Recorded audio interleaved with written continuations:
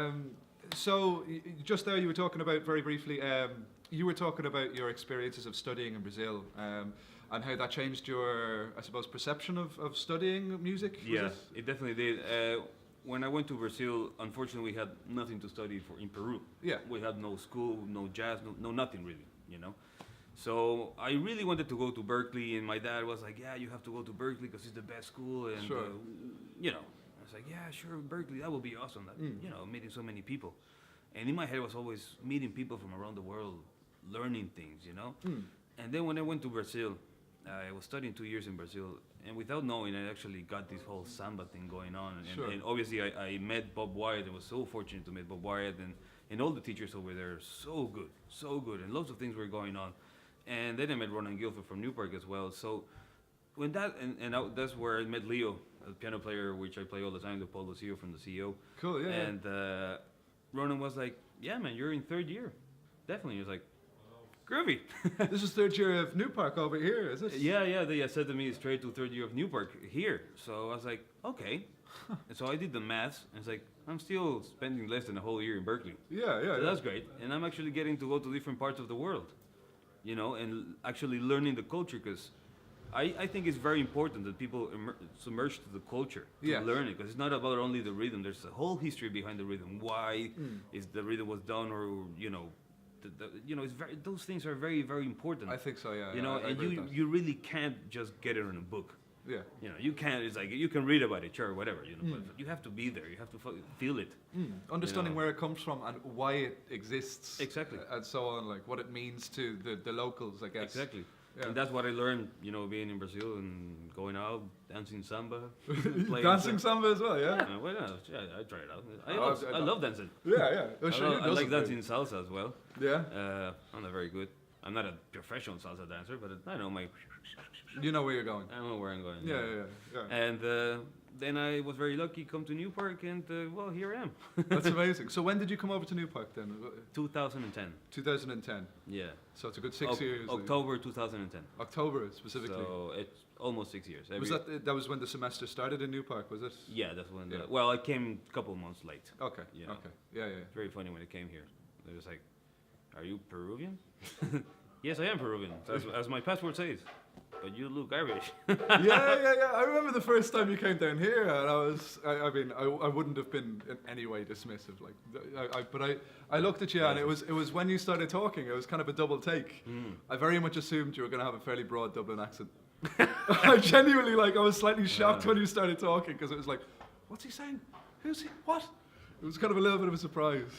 Well, in the best possible way, That's obviously. fine. Everybody, when I came here, everybody's like, "You look like Sean Carpio." It's like, "Thank you." I don't know who Sean Carpio is, but he must be very handsome. Obviously, yeah, obviously. I think, am I right in saying that he's actually half Peruvian? Yes. Yes. Okay. He's half Peruvian. So it was pretty funny to come to a place in the middle of, I wouldn't say the middle of nowhere, but for me coming from Peru, it is. And they talked about this amazing drummer called Sean Carpio. And then, you know how I met him actually? I was, my first birthday here on the 23rd of February, 2011. Remember that? Actually, this year is my 30th. It's your 30th? And my 30th, my milestone. There we go. And I was gonna say, yeah, it was just outside International, and somebody, it was like looking a mirror coming to me like this. You're Sean Carpio. He's like, "You're Cote." Just this understanding that's reached, visually understanding. And it's like, you're a drummer. You're as well from Peru. You are redheaded. And you also have black eyebrows. If you look, my eyebrows are black. They are black. Normally they would be I don't know if you redheaded. can pick it up on camera, but they actually, in fact, are. We'll do a close-up shot later on. And he had red beard as well. Yeah.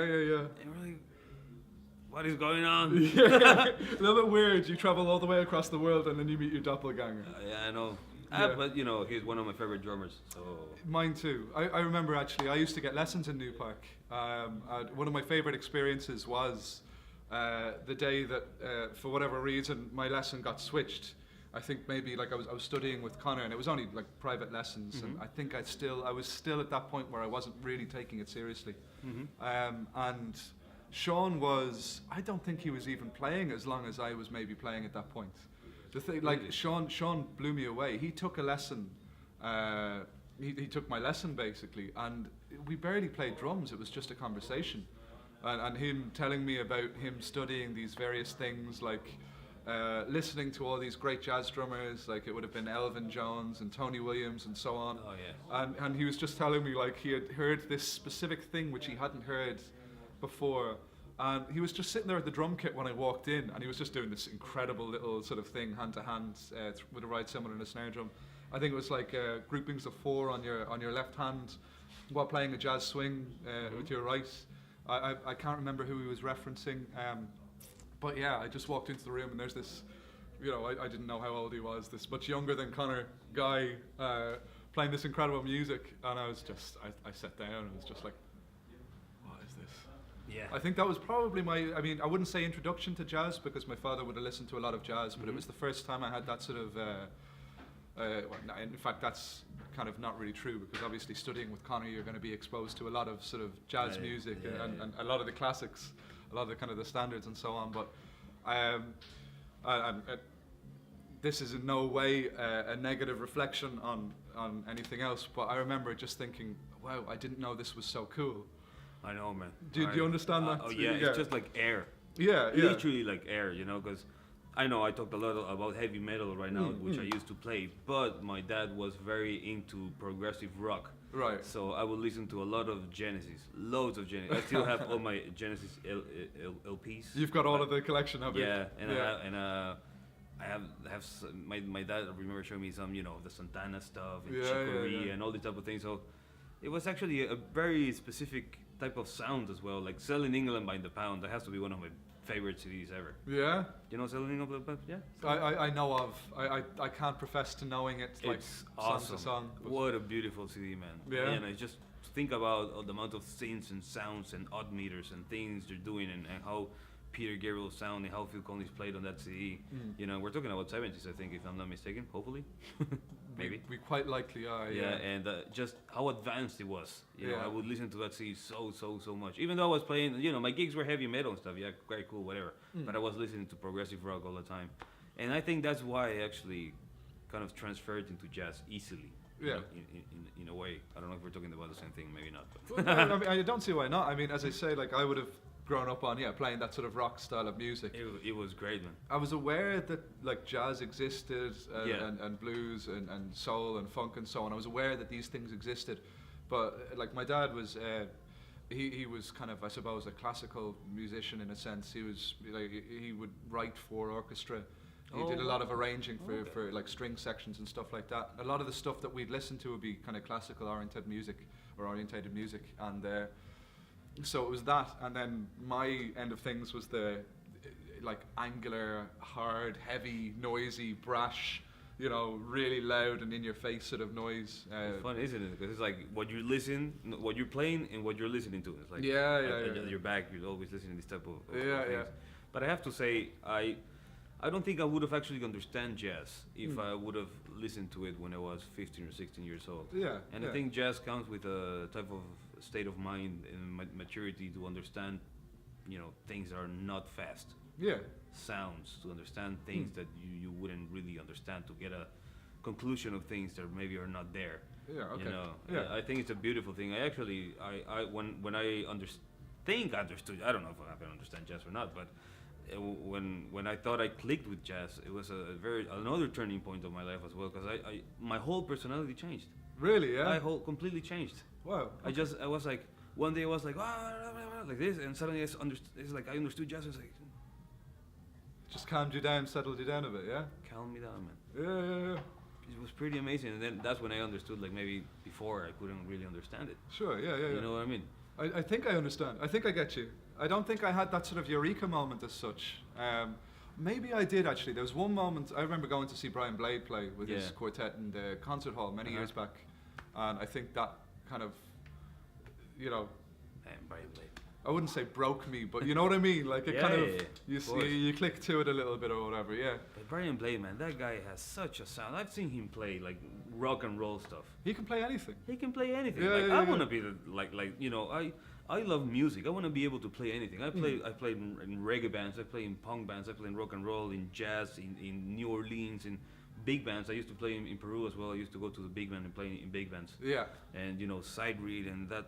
I just want to be able to do everything because for me, music is kind of it's a language. It's like, for me, one of the best descriptions is like English, right? English is a language, but when you hear the accent of Texas and the accent of Dublin or the accent of Scotland, they're all different. Yeah. But it's the same language. It's just an accent. It's an inflection. It's a colloquial conversation or something. It's something of an area and of a culture. Like exactly. Yeah, I'm with you on that. I like that idea about music. I think. And when I kind of discovered that as well, I was like, wow, there's so much to discover. And for me, personalities and music go by the hand.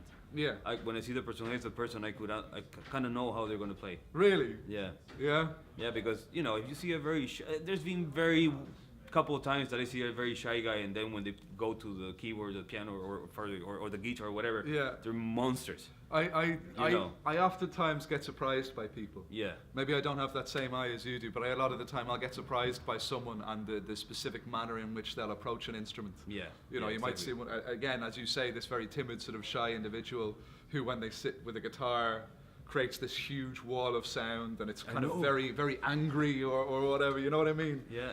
Which goes against it. But what I love about music is it allows people to be that. It allows someone who maybe would be kind of timid and quiet and not the most conversationally, clued in person. Exactly, man. To be who they want to be and to do what they want to do. That's something I really love about it. Like that happened to me with Leopoldo again, the piano player from CEO. Because when I met him in Brazil, he was just sitting down like this. Sure. And I was like, hey, how you doing, man? It's like, where are you from? I'm from Venezuela. I'm from Peru. I'm going to go in jam. I was like, okay. And he sat down and yeah. What the hell happened here? And then you're trying to keep up. It's like, you like, weren't meant to be like this. I'm just starting to learn jazz. And the guy was just breaking the keyboard. Yeah, I remember everybody in the classroom was like, what? What happened? That's one of the most, one of those moments. Yeah, shocking moments. So let's very briefly talk about gear. I understand that you recently purchased a WFL kit.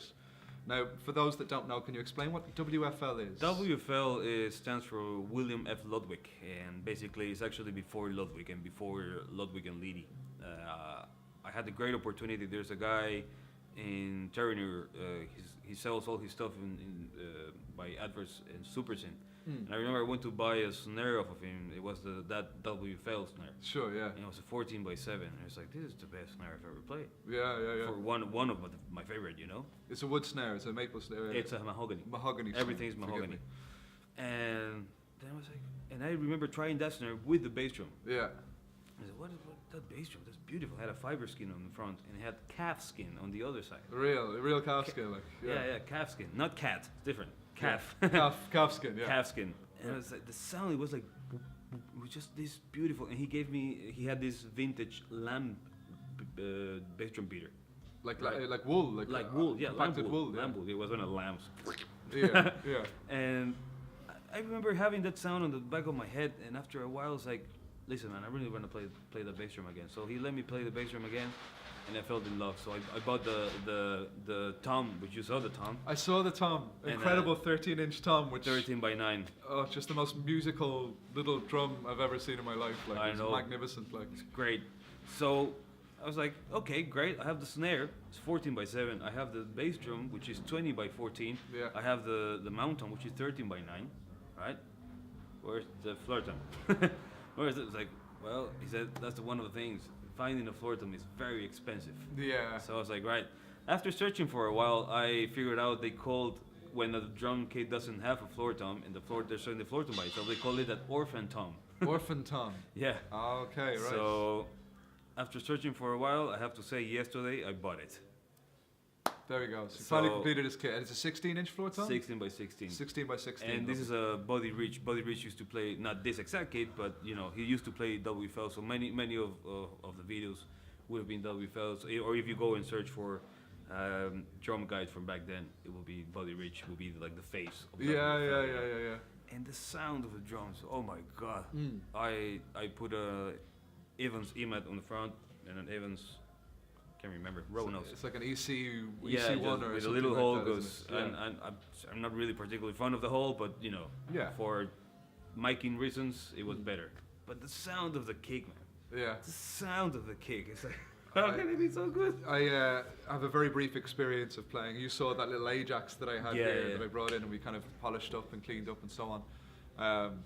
That blew my mind, because that was the first experience I had with that sort of old style of drum kit, and the difference is huge. Now, I mean, don't get me wrong, I find the same amount of kind of quality or validity in any of the kits that we have here, you know what I mean? The purpose by purpose, like they're all used in a different situation, I guess. You could use them for... But vintage is vintage. Vintage is vintage. It's a different thing altogether. Yeah. And I have to say, after searching for many years, having quite not much drum kit really, for some reason my ear just went straight to vintage, and I have to say that the combination of vintage with modern skins is just what a drum player should have, in my opinion. Everybody can, everybody can choose whatever they want. Music is music. You know, people can play however they want, whatever they want, and so on. Exactly. Yeah. So, over the years I've been really. Right now I have 7 snare drums, which is not much really. I'm the same. I have 7 snare drums. Hell yeah, man. Yeah. There we go. And 7 drums. And I have as well. I bought here. I was very lucky to get a Gretsch Renowned Maple, which is a beautiful jazz kit, 18, 12, and 14. I remember that kit. It's great, man. I don't know why some people didn't like it, but I dig it. I dig it a lot. So now I have my that's my Bob kit, my bebop kit, and my withThe. It's as well a jazz kit, but I can actually tune it to the point that it's more rock and roll or more blues or fusion or whatever, Again, I love playing every type of music, so whatever comes into my head or whatever type of sound I want to achieve with a certain band, I'll get it with this. You're a Vader endorsee as well, aren't you? Yes. And your choice of stick, you normally play a Sugar Maple Fat Ride? Yes. Yep. And I just recently started using the Jazz Ride. And the Jazz Ride as well? Yes. So kind of a slightly thinner stick with a teardrop. Yes. Well, actually, no. It's actually the same size, but with the teardrop. Is it the same size as that? I'm pretty sure. I'm pretty sure. I think the Jimmy Cobb is the same diameter as the Fat Ride. And then the Jazz Ride is a tiny bit. I think it's like a 0.58 or 0.57. Could be. Like playing it wise, it feels the same. It feels similar. Yeah. So that's why I kind of changed. I was playing around with some sticks. And then I kind of got the teardrop. I heard it had more definition on my, the sound of the Fat Ride. It's great for some of the CO experiment when I recorded that CD was very, very nice. Yeah. But then when I want a little more definition, I get the Jazz Ride. And the Jazz Ride's a hickory stick as well. It's a hickory, yeah. So naturally you'll have a little bit more, I suppose, definition. It's inherent that's going to happen, isn't it? Definitely. I really like the sound of maple sticks on cymbals. In fact, Vader released a line of cymbal sticks, they called them. Which were a maple stick, and then you'd have different shapes, tips on the sticks. You'd have acorns, teardrops, barrels, and so on. And they would fill specific roles as it was seen. Specific roles, specific roles. Yeah. Anyway, I love talking sticks. I could do it all day long. Genuinely, I think there's such incredible variety of sound available. From just, as you said earlier on, rather than changing cymbals, you'd rather change the sticks. Yes. So it's still you. It still sounds like you, but just a different version of you almost, isn't it? Yeah. Exactly. And actually, I learned a lot from Oisín and from Ronan and from Robbie as well from sticks. Yeah. Ronan was the one who's like, just hit your head with the stick and you'll hear the pitch. There's a pitch to a stick. Yeah. I was like, really? Yeah. It's something, you wouldn't kind of think about it. There's so much more to it than just, this is a 5A, it makes this noise. So much more. There's a whole world to it. Yeah, there really is, there really is. I think I always advise people to try as many different sticks as possible, just to be aware of the options. It also helps if you walk into you're on tour somewhere, and you walk into a music shop which, might not be lucky enough to have the wide array of sticks that you'd expect normally. Knowing that there would be an option for you, having like 20 different pairs of sticks to choose from, knowing that any of those 20 will do you a job. That's a wonderful thing to be able to do, isn't it? Just not have to worry about there being anything specific. 20 of them. Well, I reckon, I genuinely believe I could probably name 20 pairs of sticks which I would be comfortable playing. Oh really? Yeah. I think I at one point what I did was I actually kept a little diary of sticks that I tried. It was the same with skins actually, but I kept a list of every time I went to the music shop when I was studying in London, for instance, I'd buy a different pair of sticks, every time I went in, I'd buy a different pair, and you know, I'd take them to the practice room and I'd learn what it is that they gave me, why I liked them, why I didn't like them, and it was a lot easier to understand if I had written down the specifics. So I could, you know, I could, you know, I'd have the Vader New Orleans Jazz, which is still one of my favorite sticks, and you know, the next week I'd get a Vader Fusion. So the Fusion is kind of, you know, the actual shaft is between a 5A and a 5B. It's a round tip. It would give me this sound compared with the New Orleans. The New Orleans has a kind of a traditional acorn tip. It's a little bit lesser than a 5A in terms of the actual thickness of the shaft. It's a 16-inch stick. The Fusion is 16 and an 1/8, I think it is. You know, there'd be all these tiny little differences, and I'd write them down. I'd write down what I felt specifically about them. But it put me in a position where I was able to go into a shop and know fully well that, you know, this stick is going to work for me. You know, I wouldn't have to, as I say, fret about the fact that they didn't have the specific stick at a specific time. That's actually pretty amazing. I just really trust Oisín and Ronan and just go, which stick should I use? Try this one. Awesome. There'll always be a couple of sticks which, you know, you throw, Well, it's the same with the skins, actually. If I get a new drum, and I'm not lying or bragging or whatever, I literally bring it here, and you guys will know exactly what skin to use. To be honest, that guy up there, the captain. The captain. I learned a lot from about skins, specifically from talking to him about, you know, what do you think would suit this, and he'd tell me, oh well, that shell, you know, with the how thin it is, you'd want something specifically fairly sensitive, you know, maybe a single ply. Yeah, it's pretty amazing having that knowledge. I have to say, and I really trust you guys. So anytime I choose it, most of I would say 99% of the times it goes with the sound I want. And that 1% was maybe once I was like, actually maybe not. That's maybe it doesn't work. Maybe it doesn't work. But I actually learned like that more than just buying skins. It's just trusting you guys. Really. Well, I like the idea of having a point of reference. You know, just being able to say this might do this for you, that might be doing that might be doing this, and you know, I often say to a customer not to, you know, blow, you know, whatever, smoke up his. But I'd say what he doesn't know about drums isn't worth knowing a lot of the time. And I'd stick with that. I still ask a huge amount of advice. The most wonderful thing is I know nothing. Knowing that, just accept that you know nothing. Like that's exactly. The thing. I love the idea that you can come into a shop and you could literally just have a chat about why this might work, why this might work. And a very informed chat. Like I think that's so crucial. It's something which I feel is almost missing. Talking about things like that.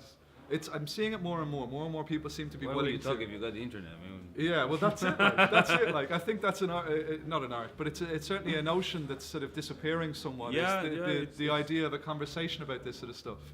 I know, man. I know. Everybody's just internet, Twitter, and Facebook. And their phone. It's the idea of instead of first-hand kind of getting someone's opinion. You know, you read this forum and this person who you've no concept of, you know, what they play, how they play, why they play this way, you know, what they like to sound like, what they like to listen to. You don't know anything about them, and they say, this is good. You know, are you going to take that as gospel? Like, can you say for sure this is good? You know, like... I know what you mean. Because of how subjective opinions are, because, you know, I mean... It depends on the sound you want to get. Exactly. You can really put anything in stone because you just can't. But that sound to you is going to be different to that sound to them. Yeah. You know, their idea of the perfect jazz ride may be entirely different to your idea of a perfect jazz ride, and so on. And the same could be said of skins, of specific woods and drums, of specific sticks, you know. That reminds me of a phrase that my science teacher told me a long time ago in 8th grade. What have we got? That's red, right? Yeah. How do I know that you're seeing red? That's amazing. I've had that conversation with so many people. Really? Yeah. The concept of color being like, I mean, we all see it and we all associate it as being red. Yeah. But that's not to say that what's your red is my blue. You know, or, you know. Exactly. It's crazy. Yeah. Just but it's the same. Yeah, it's the same with all of these things. You're good, maybe someone else is bad, and vice versa, and so on. But when something's good, everybody agrees that it's good. Well, I'd. Most of the people. Until now, I haven't really had much of a problem, you know, talking to like, what do you think about this snare or the tunage? It's like most of the people say, I dig it. How much of that do you think is kind of fear of, oh, he knows what he's talking about. It must be. You know, how much do you think is that sort of pressure, that social pressure to accept that this is good or this is bad? Well, I mean, in my perspective, really, if a person comes to me and says like, "That's great, right?" and I don't like it, I would say like, "I don't dig it. I don't." Yeah, like it." You know, Okay. if somebody has that and that applied in a conversation with me, Yeah. I mean, I hope they tell me they don't like it and why they didn't like it, because then I can learn. Yeah. You know, because if everybody goes like, "No, it's beautiful, everything's grand, everything, you know, blah blah blah," you know, then really there's okay, cool, but definitely there's something about it, you know. But the answer to that question is really, I don't know. No, there is. I believe in the concept of there is no good or bad. Yeah. There is what you like and there is what you don't like. You know, obviously. Well, in drums, I'm pretty sure there's good and bad in other things, but in drums. Well, I don't know. You see, like, well, in art, in a general sense, I think it only needs to mean something to one person. And I mean, disagree or agree or whatever. This is just the way I feel about it. I think about it. Something artistic only needs to mean something to one person. It only needs to stir emotion to one person to be validated as art. That's something that I think is often missed. A lot of conversations that you'd have these days would be about good or bad, and it's not something. It's not so much an opinion. It's a fact. Like I struggle a lot of the time with a lot of radio DJs who will tell me how bad a song is or how good a song is. You know, but that sort of stuff. But the song is not 2 minutes 50. I mean, I don't care. They need to obviously there needs to be an opinion. There needs to be an opinion. Someone needs to give an opinion. But the whole black and white, good or bad. How do you know their opinion is actually their opinion? Yeah, well, this is another thing. Thing. It could be a popular opinion, which they're hijacking specifically for the purposes of appearing popular or whatever. You know, like I mean, the radio producers can be talking really what the other radio producer said and what the other radio producer said, and then again comes back to the fear of what you're saying. Yeah. It's a social. We really went out, did we? Alright, but this is what I was saying. It always becomes totally tangential. It always goes anywhere. Great. I love Sabian symbols. Yeah, there we go. At least we have that system. Yeah, okay. Let's wrap it up anyway, Cote. It's been an absolute pleasure talking to you. It was a complete pleasure. Yeah, thank you so much for coming down. Check out all of his bands. The CEO Experiment with Michael Buckley, the Manden Express, Tommy Moore, and Toot Sweet. And then you said you played with Ben Prevost. You do that kind of jazz, sort of deep south jazz, or deep south blues. Down south blues. Yeah. Mick Pyro as well. My God, you're a busy man. I mean, the Jazz Lab. I forgot about the Jazz Lab. And the Jazz Lab. We forgot about the Jazz, which is... the Jazz Lab, basically what we do is we teach ensembles, jazz ensembles, and the next one that we're going to start is going to be in a pretty cool studio, and we're thinking of doing 4 different ensembles. One's going to be the music of New Orleans, blues, swing, and I'm going to be teaching personally Latin jazz. Yeah, wonderful. So it's a little bit of everything. So if you go to the jazzlabdublin.com, you'll be able to check it out. Jazzlabdublin.com. We'll try and make sure that this is all kind of noted in the. Thank you very much, man. Yeah, guys, thank you so much for staying with us all this time. I very much appreciate your custom and your viewership. We'll be seeing you again soon for more Drums with Oisín. Take care.